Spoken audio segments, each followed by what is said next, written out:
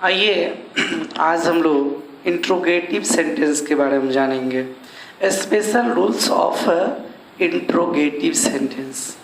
एक चीज़ मैं आप लोगों को बताया था, स्पेशल रूल असर्टिव सेंटेंस बता दिए थे।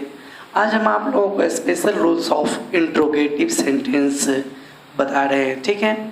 तो दो बात मैं यहाँ पर आपको ज़रूर बताना चाहूँगा कि 12th में अधिकांश स्टूडेंट्स का जो प्रॉब्लम होता है विशेष रूप से इंट्रोगेटिव सेंटेंस में होता है, और कंपटीशन की जो तैयारी करते हैं उनको भी ज़्यादा से ज़्यादा प्रॉब्लम इंट्रोगेटिव सेंटेंस में होता है। इसलिए दोनों स्टूडेंट्स के लिए, 12th वालों के लिए भी और 11th वालों के लिए भी और कंपटीशन वालों के लिए भी, ये जो सेंटेंस है special rules of interrogative sentence, इसको आप अच्छी तरह से देखिएगा और याद रखिएगा कि मैं जो भी रूल्स यहाँ पर लिखूँगा सभी रूल्स एक ही सेंटेंस में प्रयोग होता है। तो आइए देखते हैं। सबसे पहली बात है कि सबसे पहले आप सभी रूल्स को लिख लेंगे, इसके बाद अब जो है सेंटेंस को देखते हैं। तो आइए इसमें ए नंबर से स्टार्ट। सबसे पहले हेडलाइन, तो यहाँ पर देख देते हैं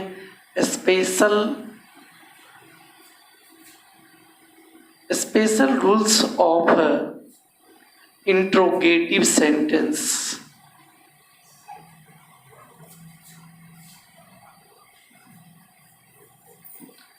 special rules of interrogative sentence, interrogative sentence के विशेष नियम, ठीक है।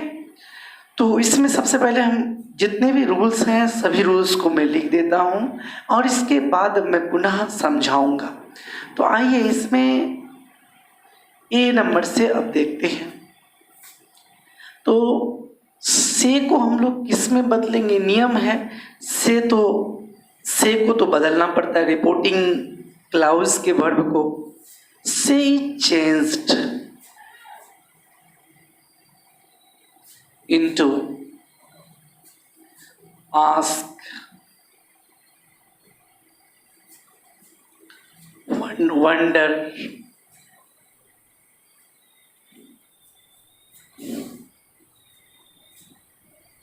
inquire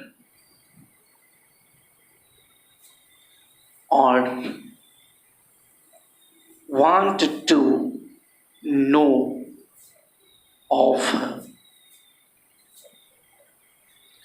according to the meaning of the sentence।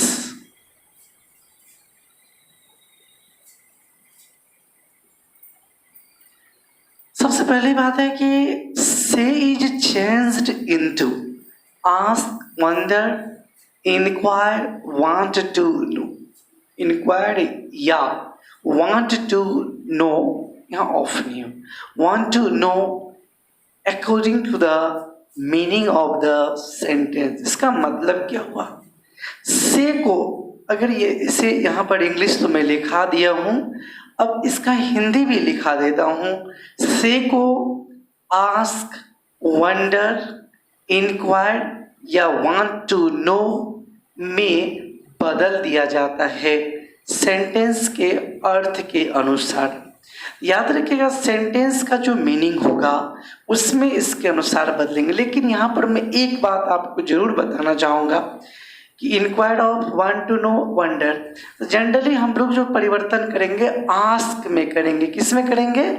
Ask में करेंगे। एक बात और मैं आपको बताना चाहूँगा, अगर सेड रहेगा तो आस्क हो जाएगा, अगर सेज रहेगा तो आस्क हो जाएगा, एस लग जाएगा। तो मतलब जो टेंस में रहेगा उस टेंस में इसको बदलना है। क्लियर है? तो आइए अब हम लोग सेकेंड रूल देखते हैं। अब अगर से टू रहे तो क्या करेंगे? से टू को किस में चेंज करेंगे? देखिए say to is changed into ask, inquired of, देखिए इंक्वायर्ड के साथ ऑफ लगता है, इंक्वायर्ड ऑफ और वांट टू नो ऑफ है, ये जो बदलेंगे इसमें तो according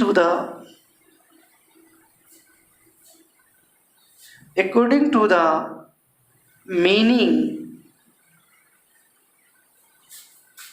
of the sentence. Clear है? सेट को किस में बदलेंगे? वाक्य के अर्थ के अनुसार आस्क, इंक्वायर ऑफ या वांट टू नो ऑफ में बदल देंगे। क्लियर है? कोई दिक्कत नहीं है। अब हम लोग चलते हैं नेक्स्ट। अब सबसे पहले आप इसको अच्छी तरह से पहले लिख लीजिएगा। आप सोचिएगा कि इसका एग्जाम्पल नहीं, जितने भी रूल्स है सब रूल को मैं लिखा देता हूँ, लिखाने के बाद सभी रूल्स का मैं एग्जाम्पल दूंगा। मतलब सभी रूल्स एक ही सेंटेंस में जो है यूज किया जाता है। तो से को किस में बदलेंगे? Say is changed into ask, wonder, inquire, want to know में बदल दिया जाता है। लेकिन कंडीशन है कि जनरली हम लोग आस्क में ही बदलेंगे। से टू को भी आस्क में, इंक्वायर ऑफ में या वांट टू नो ऑफ में। लेकिन जनरली जो हम लोग परिवर्तन करते हैं से टू को आस्क में ही करते हैं। यह बात जो आप लोग को लिखा है वांट टू नो या इंक्वायर, अगर आप नरेशन बना रहे हैं, कभी डायरेक्ट से इनडायरेक्ट देता है बनाने के लिए और कभी इनडायरेक्ट से डायरेक्ट देता है बनाने के लिए। तो अगर वांट टू नो लगा रहे या इंक्वायर ऑफ लगा रहेगा तो आप समझ जाइएगा कि यह मेरा इंट्रोगेटिव सेंटेंस का वाक्य है। कोई दिक्कत नहीं है।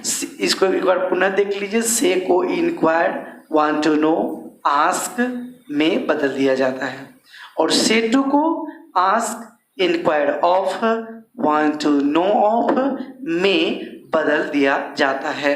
तो आइए हम लोग नेक्स्ट रूल देखते हैं।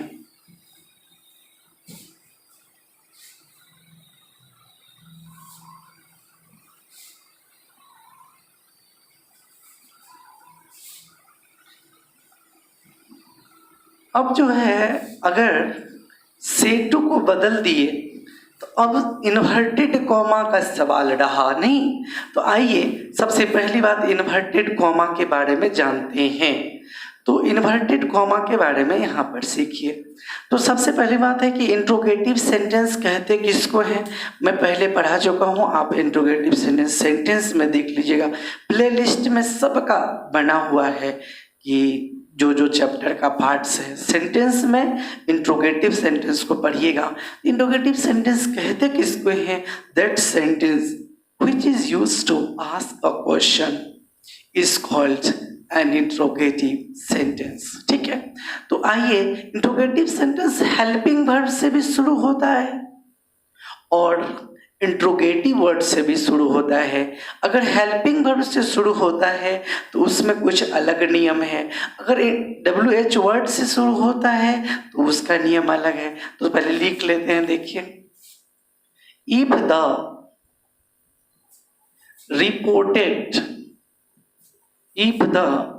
Reported cloud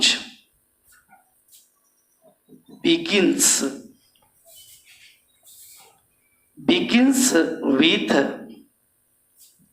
a helping verb। देखिए हेल्पिंग वर्ब वाला बात अभी मैं कर रहा हूं। अगर रिपोर्टेड क्लाउज हेल्पिंग वर्ब से शुरू होता है, अगर रिपोर्टेड क्लाउज हेल्पिंग वर्ब से शुरू होता है तब क्या करेंगे? इफ और वेदर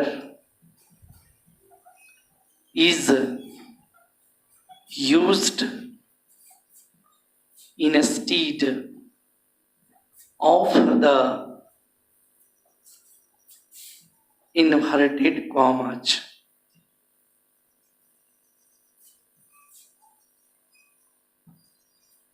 कंडीशन क्या लगा हुआ है? इफ द रिपोर्टेड क्लाउज, अगर रिपोर्टेड क्लाउज किसी हेल्पिंग वर्ब से शुरू होता है तो इफ और वेदर इफ या वेदर का प्रयोग किया जाता है इन्वर्टेड कॉमास के बदले में। तो जहाँ इन्वर्टेड कॉमा उसको हटा करके क्या करेंगे, इफ या वेदर लगाएंगे। क्लियर है। यहाँ पर मैं एक चीज़ यहाँ पर आपको बताना चाहूँगा, लेकिन यहाँ पर बट लगा देता हूँ। But if the reported clouds, if the reported cloud begins with an interrogative word, यह मैं इसलिए आप लोगों को इस तरह से लिखा देता हूं कि आप भी, हमारे जो ऐसे भाई बहन हैं कि जो नहीं लिख पाते हैं, और तो देख करके भी सीखने का भी कोशिश कीजिएगा, कोई प्रॉब्लम नहीं है। If the reported cloud begins with an interrogative word, अगर कोई रिपोर्टेड क्लाउड्स इंट्रोगेटिव वर्ड या WH वर्ड कह सकते हैं, ठीक है। यहाँ पर हम तो यहाँ पर और दे दे और यहाँ पर WH वर्ड दे देते तो ज़्यादा बेहतर रहेगा, क्योंकि बहुत ऐसे स्टूडेंट होते हैं इंट्रोगेटिव वर्ड या WH वर्ड से शुरू होता है, तब क्या करेंगे, H2 या that is not used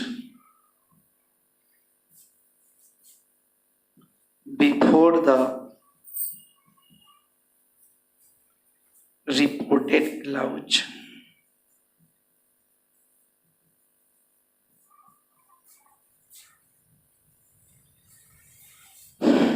एक चीज यहाँ ध्यान दीजिएगा, अगर रिपोर्टेड क्लाउड हेल्पिंग वर्ब से शुरू होता है तो इफ या वेदर का प्रयोग करते हैं इन्वर्टेड कॉमा के बदले। लेकिन अगर रिपोर्टेड क्लाउड इंट्रोगेटिव वर्ड या WH वर्ड से शुरू होता है तो H2 दैट, यहाँ पर एक चीज और कर दे तो ज़्यादा बेहतर रहेगा कि H2 दैट etc का प्रयोग जो है is not used before the reported cloud. मतलब यह सब का प्रयोग जो है हम लोग क्या कहते हैं कि यह सब का जो प्रयोग है हम लोग किसी भी शब्द का प्रयोग रिपोर्टेड क्लाउड के पहले नहीं करेंगे। हम यहाँ पर एक चीज इसको फिर से और बता देता हूँ, अगर हेल्पिंग वर्ब से शुरू होगा तो इफ या वेदर लगाना है, अगर हेल्पिंग वर्ब से शुरू नहीं होगा WH वर्ड से शुरू होगा तो किसी भी शब्द का प्रयोग नहीं किया जाता है। क्लियर हो गया। तो आइए इसके बाद हम लोग और नेक्स्ट रूल देखते हैं। देखिए यह जो महत्वपूर्ण इसलिए है ज़्यादा कि हमेशा इस पर क्वेश्चन हर बार देखिएगा एग्जाम में, एक यूनिवर्सल ट्रूथ वाला और एक इंट्रोगेटिव सेंटेंस वाला क्वेश्चन परीक्षा में बराबर पूछे जाते हैं। इस पर पूरी तरह से ध्यान से इसको पढ़ना है, कहीं दिक्कत किसी तरह का नहीं हो। नेक्स्ट में क्या होता है, अब तो ये समझ में आ गया। अब इसके बाद क्या है, इसमें क्या खासियत है कि अगर इंट्रोगेटिव सेंटेंस है तो उसको क्या करना पड़ता है, असर्टिव सेंटेंस में बनाना पड़ता है। द इंट्रोगेटिव सेंटेंस, यह मैं पढ़ा चुका हूं। The interrogative sentence is changed into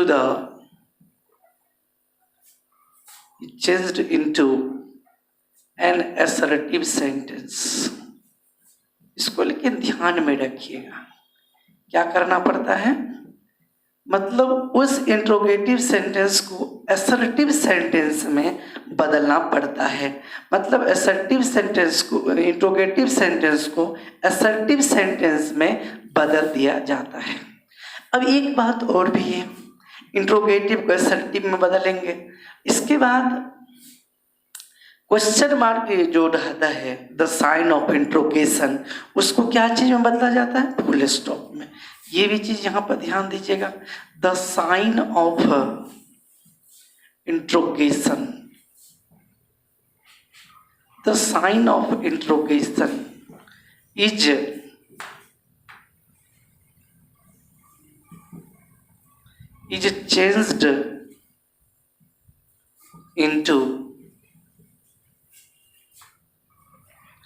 changed into the full stop. कहने का मतलब ये है कि क्वेश्चन मार्क को क्या जाता है, क्वेश्चन मार्क को फुल स्टॉप में बदल दिया जाता है। क्लियर है। हम लोग इसके बाद एक रूल हम लोग सभी स्पेशल रूल में जोड़ेंगे। हम ये रूल को ध्यान में रखिएगा। एफ वाला जो बता रहे हैं, आफ्टर दिस मतलब इसके बाद, the general rules are followed. इसके बाद जनरल रूल्स का प्रयोग किया जाता है। अब इसका हिंदी, इंट्रोगेटिव सेंटेंस को असर्टिव सेंटेंस में बदल दिया जाता है। क्लियर है। यहाँ पर देखिए इंट्रोगेटिव को डिफिनेट किए, उस इंट्रोगेटिव को क्या किस में बदल दिया जाता है, असर्टिव सेंटेंस में। ठीक है। और द साइन ऑफ इंट्रोगेशन मतलब क्वेश्चन मार्क को क्या करेंगे, बदल करके फुल स्टॉप, मतलब क्वेश्चन मार्क को हटाकर फुल स्टॉप का प्रयोग किया जाता है। क्वेश्चन मार्क को फुल स्टॉप में बदल दिया जाता है और इसके बाद जनरल रूल्स का प्रयोग किया जाता है। तो यह तो था आपका सब्जेक्ट स्पेशल रूल्स। अब स्पेशल रूल्स अगर आप देख लिए तो अब आप एग्जाम्पल आइए देखते हैं। तो एग्जाम्पल को जो देखिएगा ना तो बहुत विस्तार से अच्छी तरह समझना होगा। सबसे पहले रूल याद रखना होगा। तो मैं आपको एग्जाम्पल दूंगा तो उसी समय में रूल भी आपको याद हो जाएगा। आइए देखते हैं रूल के एग्जाम्पल अच्छी तरह से। ठीक है। He said to me inverted comma start are you। सबसे पहले एक चीज मैं इसके पहले बताना चाहूंगा, इंट्रोगेटिव को असर्टिव कैसे करेंगे, यह भी बात बताना पड़ेगा ना। जैसे एक बात बताइए, are you ready, are you ready. अब बताइए इसको असर्टिव कैसे बनाइएगा, यह तो इंट्रोगेटिव है ना, और असर्टिव कैसे बनाइएगा। तो याद रखिएगा, अगर वर्ब सब्जेक्ट के पहले रहता है, अगर वर्ब सब्जेक्ट के पहले रहता है, बहुत इंटरेस्टिंग है, अगर सब्जेक्ट के पहले वर्ब रहता है, असर्टिव में क्या करते हैं, वर्ब को सब्जेक्ट के बाद रखते हैं। यहाँ पर हो जाएगा यू आर रेडी, कोई दिक्कत नहीं है। अब दूसरा एग्जाम्पल देखिए, does he read English, does he read English, इसका क्या बनेगा, ही रीड्स इंग्लिश। अब एक भाई साहब के मन में हुआ कि सर ये डू डज कहाँ फेंक दिए, इसको भगा दिए। तो मैं आप लोगों को पहले ही पढ़ा चुका हूं कि असर्टिव सेंटेंस में, हेल्पिंग असर्टिव सेंटेंस में अफर्मेटिव में अगर बनाएंगे तो डू डज नहीं रहता है, ये डू डज हट जाता है। अगर एसनो क्वेश्चन बनाते हैं या अफर्मेटिव या नेगेटिव सेंटेंस बनाएंगे तब डू डज रहेगा, अदरवाइज नहीं रहेगा।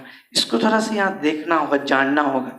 अब दूसरा देखिए, did he write a letter, did he write a letter. अगर इसको बनाना है तो कैसे बनाएंगे, ही रोट ए लेटर। अगर किसी तरह का दिक्कत है तो बोलिएगा कहीं भी। अगर डिड को यहाँ पर रोट कैसे लगाए, तो टेंस में आप लोगों को बोला हूं कि टेंस को स्ट्रॉन्ग कीजिएगा, केस को स्ट्रॉन्ग कीजिएगा, सेंटेंस को तब नरेशन समझ में आएगा। यहाँ डिड सिंपल पास्ट टेंस है। अफर्मेटिव अगर बनाते हैं तो यह जो V1 है वह V2 हो जाता है, क्योंकि डिड के बाद हमेशा V1 का प्रयोग होता है। तो आप पढ़ के देखिएगा। और दूसरा आप WH क्वेश्चन के बारे में देखिए, वो भी क्लियर, मतलब WH क्वेश्चन को असर्टिव कैसे बनाएंगे इसको देख लीजिए। दूसरा देखिए, will you help me, will you help me, क्या तुम मेरी सहायता करोगे? विल यू हेल्प मी, इसका क्या हो जाएगा? आई, विल यू हेल्प मी है तो इसको आप असर्टिव बनाइएगा तो क्या हो जाएगा? You will help me. यहां पर लेकिन एक चीज ध्यान दीजिएगा, इंट्रोगेटिव को अगर असर्टिव बनाएंगे तो यहाँ पर क्वेश्चन मार्क को हटा करके फुल स्टॉप देना पड़ेगा, ये भी बात है। अब WH क्वेश्चन जैसे देखिए, what is your name, what is your name, आपके मन में एक क्वेश्चन होता होगा, what is your name, question है ना। तो ये इंट्रोगेटिव सेंटेंस है, अगर एसर्टिव बनाएंगे तो कैसे बनाएंगे? व्हाट, याद रखिएगा यह जो वर्ब होता है इसको सब्जेक्ट की बात कहते हैं। व्हाट योर नेम इज, यहाँ पर फुल स्टॉप हो जाएगा। आपके मन में एक क्वेश्चन होता होगा, ऐसा तो पहली बार जिंदगी में कभी नहीं सुने हैं कि इस तरह से, मतलब कभी नहीं सुने हैं। तो याद रखिएगा, आज सुनिए कि अगर इंट्रोगेटिव सेंटेंस में WH वर्ड को असर्टिव बनाइएगा तो कैसे बनाइएगा? वर्ब को सब्जेक्ट के बाद रखना पड़ेगा। तो व्हाट योर नेम इज, ठीक है। तो अब दूसरा भी एक चीज और आपके मन में, जैसे हु आर यू, इसका आप कैसे बनाइएगा? Who you are. अब कहिएगा कि यह तो असर्टिव हो गया, हाँ, लेकिन याद रखिए एक बात और कि अगर आपको असर्टिव तो ये बना दिए, लेकिन यह अकेले नहीं रहेगा, यह किसी सेंटेंस के साथ जुड़ा हुआ रहेगा। लेकिन यहाँ पर मैं आपको एक बात और बताना चाहूँगा, फिर से देख लीजिए, विल यू हेल्प मी, तो यू विल हेल्प मी, यहाँ पर क्वेश्चन मार्क को हटा के फुल स्टॉप किए। व्हाट इज योर नेम, यहाँ पर जो what your name is. Who are you, यहाँ पर हो जाएगा हु यू आर। तो कुछ भाई जो एडवांस हैं उनका क्वेश्चन था कि यह तो ठीक है कि हम समझ गए असर्टिव के बारे में, इंट्रोगेटिव से असर्टिव तो अब बना लेंगे। अब अगर ये चीज़ बना लिए, जनरल रूल्स आपके पास, स्पेशल रूल भी हो गया, अब आप आसानी से बना सकते हैं। लेकिन यहाँ पर एक और है इंट्रोगेटिव को असर्टिव जो बनाने का, उसको भी मैं यहाँ पर बताना चाहूँगा। Who, what, which. अगर याद रखिएगा यह सब सब्जेक्ट का अगर काम करता है और वर्ब और स्ट्रक्चर बताए थे, पहले भी पढ़ाए हैं, who, what, which plus verb plus object plus other word. याद रखिएगा अगर यह सब्जेक्ट का काम करता है और यह इंट्रोगेटिव सेंटेंस है, अगर असर्टिव बनाना है तो याद रखिएगा इसमें कुछ करना नहीं पड़ता है। तो who, what, which plus word plus object plus other word. आप कहेगा इसका एग्जाम्पल, तो आइए सबसे पहले पिछले वाला तो देख ही लिए, वहाँ पर ऑब्जेक्ट काम करता था, यहाँ पर ये खुद सब्जेक्ट काम कर रहा है। जैसे देखिए आप लोग एक चीज़ बताए थे, अक्सर टीचर लोग पूछा करते हैं, बताओ तो तुम्हें फिजिक्स कौन पढ़ाते हैं, ट्रांसलेशन, तो इस पर भी चर्चा किए थे। Who teachers you physics, who teachers you physics. अगर इसका इंट्रोगेटिव बनाना हो, इंट्रोगेटिव तो है ही, ठीक है, अगर इसका आप असर्टिव सेंटेंस बनाइएगा तो कैसे बनाइएगा? आपके मन में क्वेश्चन होता होगा। तो इसका कुछ नहीं करना है, हु टीचर्स यू फिजिक्स, कुछ नहीं किए, सिर्फ असर्टिव बनाने के लिए। इसमें आप कहिएगा कि पहले वाला में ऐसा क्यों किए थे, इसमें ऐसा क्यों किए थे? पहले वाला जो WH वर्ड था वह असर्टिव का काम नहीं करता था, लेकिन यह जो है, यह सब्जेक्ट जो है, यहाँ पर ये सब्जेक्ट, मतलब पहले वाला जो है वो सब्जेक्ट काम नहीं करता था। यह जो मतलब इंट्रोगेटिव सेंटेंस है, इसमें यह सब्जेक्ट काम करता है और इसके बाद डायरेक्ट वर्ब होता है, इसमें कोई परिवर्तन नहीं होता है। इसको अच्छी तरह से जानना पड़ेगा, इसको जानने के बाद ही आप तब बनाएंगे।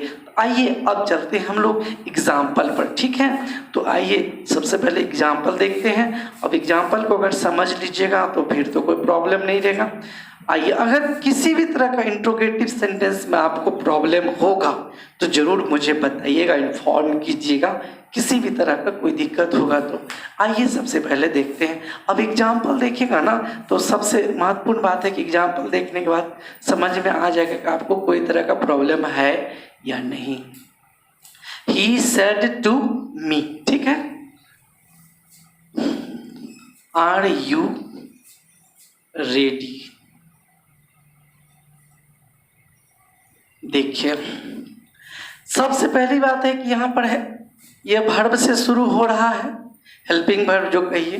तो यह जब वर्ब से शुरू हो रहा है तो स्वाभाविक है कि वर्ब से शुरू होने के कारण तो यह मेरा निश्चित है कि इंट्रोगेटिव है। इंट्रोगेटिव है तो क्या करेंगे, सेड टू को आस्क्ड में बदलेंगे।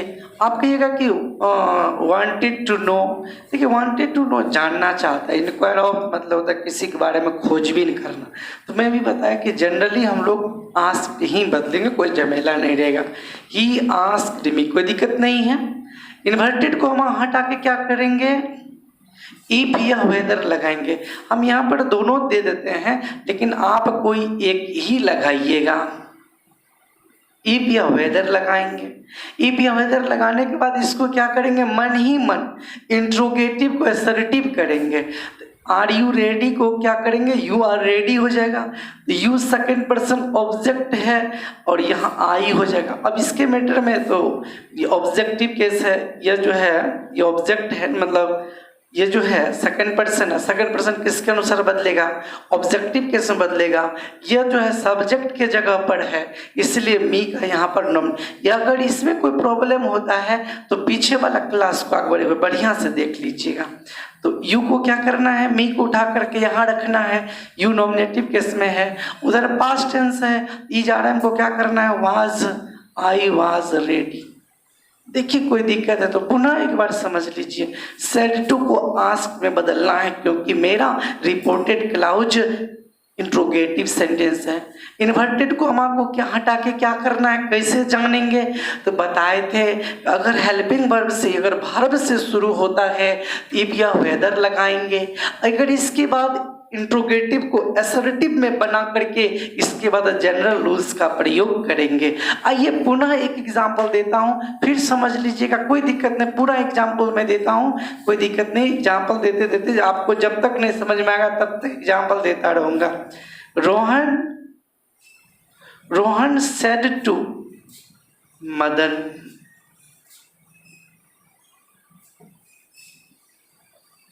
Does he play cricket, does he play cricket, does he question mark, does he play cricket question mark. अब देखिए यहां पर फिर से देखिए, रोहन सेड टू को किस में बदलना है, आस्क्ड में। कोई दिक्कत नहीं है, मदन तो देना ही पड़ेगा, दे दिए। अब एक चीज क्वेश्चन है कि हेल्पिंग वर्ब से शुरू हो रहा है, तो हेल्पिंग वर्ब से शुरू हो रहा है तो क्या करेंगे, इफ या वेदर लगाएंगे।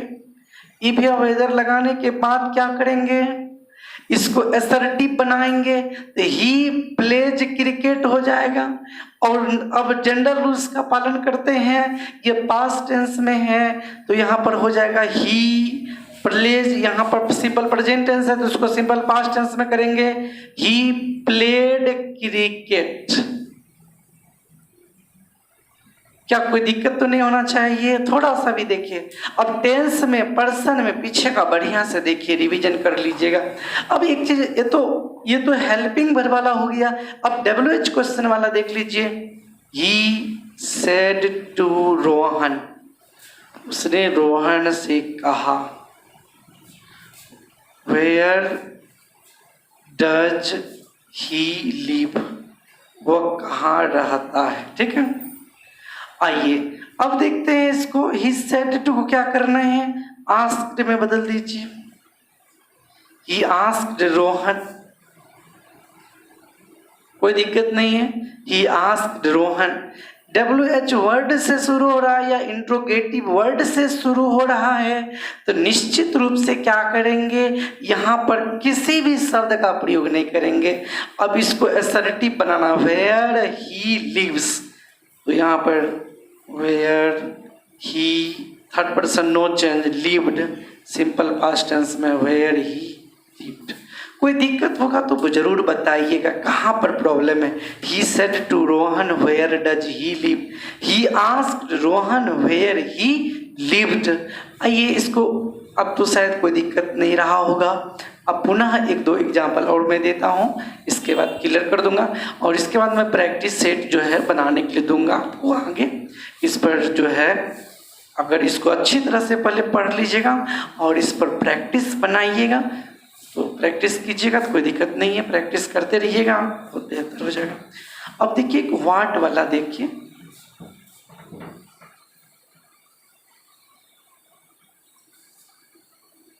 देखिए वाट वाला, ही सेड टू मी, उसने मुझसे कहा, what is your name, question mark, inverted comma बंद। निश्चित है कि आस्क्ड मी होगा, कोई दिक्कत नहीं है। यहाँ पर आपके मन में होगा कि ये WH वर्ड से शुरू हुआ है तो किसी भी शब्द का प्रयोग नहीं करेंगे, नहीं करना है, लेकिन इसको तो असर्टिव बनाना होगा ना। व्हाट योर नेम इज, तो यहाँ पर तो WH वर्ड, इसको तो कुछ नहीं करेंगे, WH वर्ड को कुछ नहीं करना है।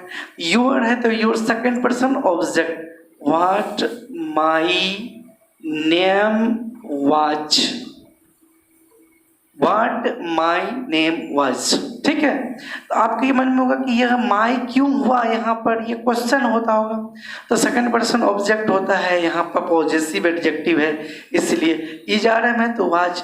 तो अब देखिए सबसे पहले आप अच्छी तरह से शुरू से पढ़िएगा, इंट्रोगेटिव को, हेल्पिंग वर्ब को तो बाहर करना होगा। अब एक क्वेश्चन रह गया आपके मन में कि एक WH वर्ड वाला जो सब्जेक्ट वाला दिए थे उसके बारे में, आई सेड टू रोहन, मैंने रोहन से कहा, what happens, what happens, question mark, inverted comma बंद। यहाँ पे क्या हो जाएगा, आई आस्क्ड रोहन, कोई प्रॉब्लम नहीं, अगर थोड़ा सा भी कोई दिक्कत होगा तो जरूर बोलिएगा। आई आस्क्ड रोहन, यहाँ पर WH वर्ड से शुरू हुआ किसी भी शब्द का प्रयोग, यहाँ तो आप सब्जेक्ट का यह काम कर रहा है, यह जब सब्जेक्ट का काम कर रहा है इसमें कोई परिवर्तन नहीं होगा, सीधा टेंस में परिवर्तन होगा, व्हाट हैपेंड। क्या समझ में आया? इसमें और इसमें कहिएगा कि सर यहाँ पर आप ऐसा वर्ब को, यहाँ पर सब्जेक्ट काम नहीं कर रहा है, यहाँ पर यह सब्जेक्ट काम कर रहा है, ऐसा स्ट्रक्चर इंट्रोगेटिव सेंटेंस में हम बताए हुए हैं।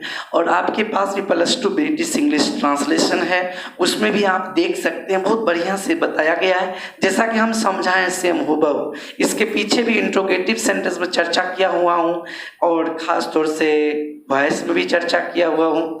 इसके बाद एक दूसरा एग्जाम्पल और देख लीजिए, ही सेड टू मी, यही who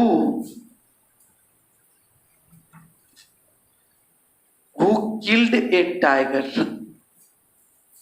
who killed a tiger. अब आपके मन में होगा कि यहाँ पर तो फिर ही सेड टू को क्या करना है, आस्क्ड में बदल दीजिए, ही आस्क्ड मी। यहाँ पर WH वर्ड है ना, तो यहाँ पर किसी भी शब्द का प्रयोग नहीं होगा, इफ या वेदर।